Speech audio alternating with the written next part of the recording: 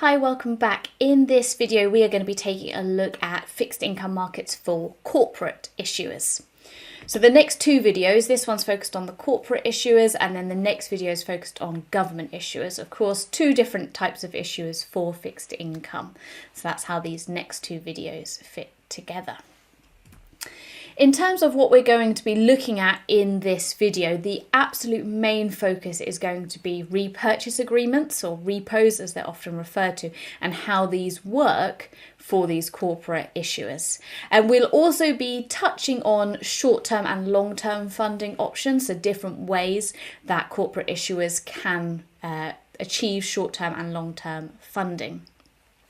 Now, in terms of the order that we'll cover these off, we're actually going to cover them in the same order that the CFA curriculum does. So that's short-term funding options first, then we'll take a deep dive into the repurchase agreements, and then we'll finish off by looking at long-term. I've put them in this order on the slide because I really want you to appreciate that the main focus for this section is definitely the repos, but we will look at it in the same order that the CFA curriculum does. So short-term funding options. First of all, we're going to split this out. So on this first section, we'll be looking at non-financial corporations. So, manufacturing businesses, retail businesses, etc. And then we'll look at financial institutions next.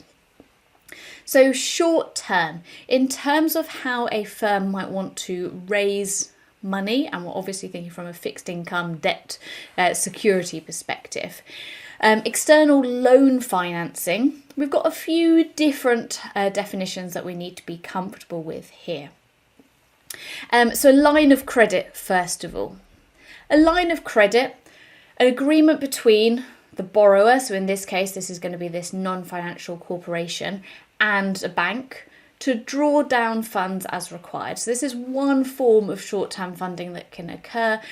This can be an agreement between the corporation, the firm and the bank up to a certain limit, and that the firm can draw down on that up to the certain limit whenever they need.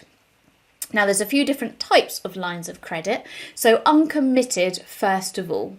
So uncommitted, there'll be a set limit or a principal amount. Let's say it's $1 million.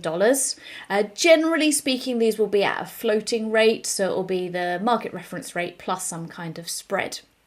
Now, the uncommitted element of it is the fact that the bank can refuse to lend that money if circumstances change. So whilst they might have set a limit of, let's say, $1 million, the bank has the right to actually refuse and say, no, you've already borrowed $600,000. We're not going to let you have any more because of X, Y, and Z. So it might be, worsening credit ratings or something like that. If circumstances change, then the bank can say, we're not going to lend you that money anymore. Often the uncommitted lines of credit don't have any collateral, so they are unsecured. As long as, the bank and the corporation have a good relationship and the borrower maintains cash balances with the bank and whatever else the requirements are. A committed line of credit, specified time period, it's more reliable. It does incur a commitment fee. So generally speaking, a committed line of credit would be a bit more expensive. There's a fee. It's normally as a percentage. So it might be, 0.5% or 50 basis points, for example. And it could be a fee that's based on the full amount. So let's say the limit is $1 million. It could be based on that, or it could be on an unused amount that's kind of been ring-fenced for them. The bank can choose to extend the finance. So although it will be for a specified period of time, the bank can choose to say, yes, we're willing to lend it to you for longer, or they can choose to withdraw it at that specified maturity date if they want to, based on, credit ratings, etc. A revolving line of credit, that's the most reliable line of credit. It is longer term, so